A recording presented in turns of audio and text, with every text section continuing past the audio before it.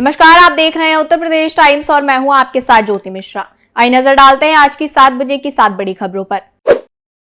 संभल हिंसा पर supreme court ने अहम निर्देश देते हुए निचली अदालत से संभल जामा मस्जिद मामले पर सुनवाई न करने को कहा है। सुप्रीम कोर्ट ने याचिकाकर्ताओं को हाईकोर्ट जाने को कहा है और कहा कि अब हाईकोर्ट के निर्देश पर ही कोई कार्रवाई हो सकेगी। दरअसल मस्जिद समिति ने सुप्रीम कोर्ट ने याचिका दायर कर मस्जिद का सर्वे कराने के निचली अदालत के फैसले को चुनौती दी थी।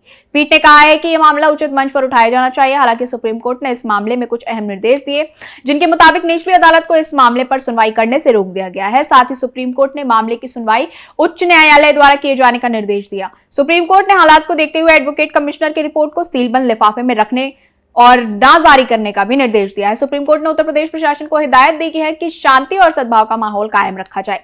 दरअसल संभल की शाही जामा मस्जिद को हरिहर मंदिर होने के दावे पर शुक्रवार को चंदौसी कोर्ट में सुनवाई हुई, जिसे कोर्ट कमिश्नर ने सर्वे रिपोर्ट पेश करने के लिए समय मांगा। मस्जिद पक्ष ने वादी से दस्तावेजों की प्रतियां मांगी और अगली सुनवाई 8 जनवरी तय की गई। इस बीच 29 नवंबर यानी आज इस मामले पर सुप्रीम कोर्ट में सुनवाई हुई।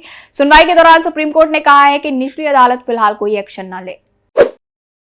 संभल पथराव घटना पर सुप्रीम कोर्ट के आदेश पर उप मुख्यमंत्री केशव प्रसाद मौर्य ने कहा, सरकार हमेशा कोर्ट के आदेश का पालन करती है। सपा लगातार कोर्ट का उल्लंघन करने वाला कार्य करती है। मैं कोर्ट के फैसले का स्वागत करता हूं और सपा तथा उनके गुंडे दंगाइयों अपराधियों को हिदायत देता हूं कि माहौल खराब करने की कोशिश ना करें, अन्यथा सपा डूब जाएगी। दूरबीन लेकर भी खोजोगे तो पता नहीं चलेगा। वहीं संभल पथराव घटना पर सुप्रीम कोर्ट के आदेश पर यूपी के डिप्टी सीएम ब्रजेश पाठक ने कहा, हम कोर्ट का सम्मान करते हैं। सर्वोच्च न्यायालय ने जो भी आदेश दिया है हम उनका सम्मान करेंगे और उस आधार पर काम करेंगे। हम किसी भी व्यक्ति को कानून हाथ में नहीं लेने देंगे। कानून व्यवस्था को बनाए रखेंगे और निष्पक्ष जांच कराकर जो दोषी होगा उसके खिलाफ कार्रवाई होगी। उत्तर प्रदेश संभल में हुई हिंसा के बाद आज पहला जुम्मा, जिसको लेकर पश्चिमी उत्तर प्रदेश में सुरक्षा व्यवस्था मजबूत किए गए। पुलिस और प्रशासन ने जमीन से लेकर आसमान तक सघन निगरानी की व्यवस्था की। नमाज को शांतिपूर्ण ढंग से संपन्न कराने के लिए मस्जिदों के आसपास भारी पुलिस बल को तैनात किया गया और ड्रोन का इस्तेमाल किया गया। पुलिस अधिकारियों ने विभिन्न स्तरों पर फ्लैग मार्च भी किया ताकि किसी भी तरह की अप्रिय घटना को रोका जा सके। साथ ही लोगों से अपने अपने क्षेत्र की मस्जिदों में ही नमाज अदा करने की अपील की गई ताकि भीड़ एकत्र न हो। जुम्मे की नमाज को देखते हुए शाही जामा मस्जिद पर पुलिस प्रशासन की तरफ से 20 सीसीटीवी कैमरे भी लगवाए गए। पहले भी पुलिस ने सीसीटीवी कैमरे लगवाए थे, लेकिन बवाल के दौरान उपद्रवियों ने उन्हें तोड़ दिया था। अब सुरक्षा की दृष्टि से 20 नए कैमरे लगाए गए। साथ ही मस्जिद के आसपास भारी सुरक्षा बलों की तैनाती रही। इस बीच समाजवादी पार्टी के सांसद जियाउर रहमान बर्क के पिता भी मस्जिद में नमाज अदा करने पहुंचे। यूपी के किसानों को लेकर योगी सरकार ने बड़ा कदम उठाया है। योगी सरकार दलहन और तिलहन की खेती में देश और प्रदेश आत्मनिर्भर बनाने की तैयारी में है।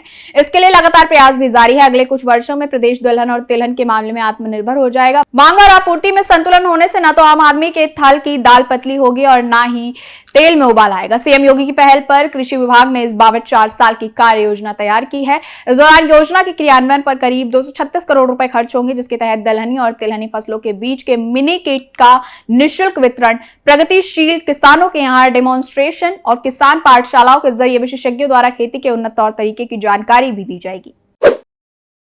प्रवर्तन निदेशालय ईडी ने शुक्रवार को बॉलीवुड अभिनेत्री शिल्पा शेट्टी के पति और कारोबारी राज कुंद्रा के खिलाफ मनी लॉन्ड्रिंग मामले में उत्तर प्रदेश के अलग अलग जगह पर छापा मारा। टीम यहां राज कुंद्रा प्रोडक्शन का काम देखने वाले कर्मचारी और उनके करीबियों के ठिकाने पर गई। कानपुर के अलावा गोरखपुर और कुशीनगर में भी छापेमारी की गई। गोरखपुर में एक युवक को हिरासत में लेने की बातें सामने आई। मोबाइल ऐप के जरिए अश्लील सामग्रियों को तैयार करने और प्रसारित करने में जुड़े मनी लॉन्ड्रिंग को लेकर प्रवर्तन निदेशालय ने यह कार्य किया। कानपुर में शुक्रवार की सुबह ईडी ने श्यामनगर में छापेमारी की। यहां रहने वाले नर्मदा श्रीवास्तव का बड़ा बेटा अरविंद श्रीवास्तव, जो कानपुर आईआईटी से इंजीनियरिंग करने के बाद बाहर जॉब कर रहा था। अरविंद श्रीवास्तव पत्नी हर्षिता श्रीवास्तव के साथ सिंगापुर में रहता है। अरविंद श्रीवास्तव सिंगापुर में रहकर राज कुंद्रा प्रोडक्शन का काम संभालता था। बताया जा रहा है कि टीम यहां मुंबई पुलिस के द्वारा 2021 में दर्ज हुए केस की जांच करने पहुंची थी।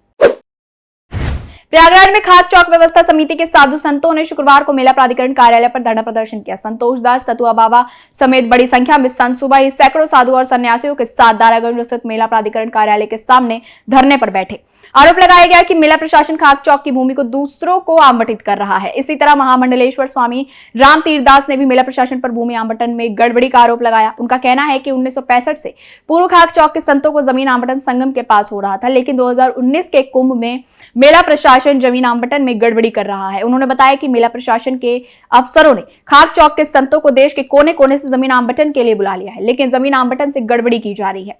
इससे संतों में आक्रोश है। महामंडलेश्वर स्वामी राम तीर्थदास का कहना है कि 65 वर्ष से कुंभ मेला और अर्ध कुंभ मेले में आ रहा हूं, लेकिन जमीन आवंटन के दौरान सबसे ज्यादा गड़बड़ी और लापरवाही मेला प्रशासन के अफसर कर रहे हैं। खाक चौक के संतों को महाकुंभ में शिविर लगाने के लिए एक साथ जमीन मेला प्रशासन आवंटित करे ताकि संत समय से शिविर लगा सकें। किसानों का आंदोलन आक्रोशित रूप लेता जा रहा है। ग्रेटर नोएडा प्राधिकरण के बाद अब यमुना प्राधिकरण के खिलाफ किसानों का आंदोलन आक्रोशित होता जा रहा है। शुक्रवार को भारी संख्या में महिला किसान यमुना प्राधिकरण पर पहुंची। अब महिलाओं ने यमुना प्राधिकरण पर कब्जा कर लिया है। महिलाओं का कहना है कि अब जल्द यहीं पर चूल्हा जलाया जाएगा। किसानों की मांग है कि गोरखपुर में बन रहे हाईवे के लिए 4 गुना मुआवजा दिया गया, जबकि गौतम बुद्ध नगर को 4 गुना मुआवजे के लाभ से वंचित रखा गया। इतना ही नहीं, 10 साल से सर्कल रेट भी नहीं बढ़ा है। नए कानून के लाभ जिले में लागू करने पड़ेंगे। किसानों की प्रमुख मांगों में 10% विकसित भूखंड, हाई पावर कमेटी की सिफारिशों और नए भूमि अधिग्रहण कानून के लाभ दिए जाना शामिल है। ये सारे निर्णय शासन स्तर पर लिए जाने हैं। ऐसे में प्राधिकरण और प्रशासन के अधिकारी किसानों को कोई ठोस आश्वासन देने की स्थिति में नहीं है। किसानों का कहना है कि अगर यहां से कोई समाधान नहीं होता तो दिल्ली में प्रधानमंत्री नरेंद्र मोदी तक बात पहुंचाने के लिए कूच किया जाएगा, लेकिन इंसाफ की लड़ाई अंतिम सांस तक लड़ी जाएगी। फिलहाल इस बुलेटिन में इतना ही। यूपी से जुड़ी तमाम बड़ी खबरों के लिए देखते रहिए उत्तर प्रदेश टाइम्स। धन्यवाद। हम हैं देश के दिल, उत्तर प्रदेश की धड़कन, उत्तर प्रदेश टाइम्स।